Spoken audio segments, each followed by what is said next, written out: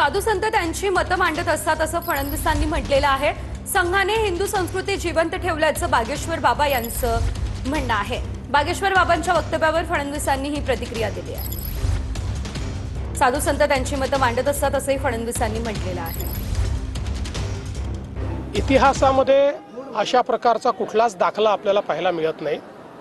मुळात आपल्याला माहिती आहे की जे काही महापुरुष असतात त्या महापुरुषांबद्दल अनेक लोककथा तयार होतात। वेगवेगळ्या राज्यांमध्ये वेगवेगळ्या प्रकारच्या लोककथा असतात। म्हणून मला असं वाटतं की मी याच्यावर एवढंच म्हणेन, जो इतिहास आपण शिकलेलो आहे तशा इतिहासामध्ये किंवा आपल्या इथे जे काही ग्रंथ उपलब्ध आहेत त्याच्यामध्ये अशा प्रकारचा कुठलाही दाखला नाही।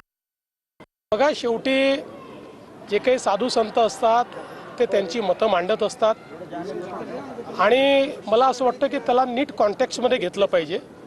मुळात त्यांचा म्हणण्याचा उद्देश असा होता की संघ एक अशी संघटना आहे की जिने हिंदू संस्कृतीला, सनातन संस्कृतीला त्या ठिकाणी जिवंत ठेवलं आहे, नवचैतन्य दिलं आहे।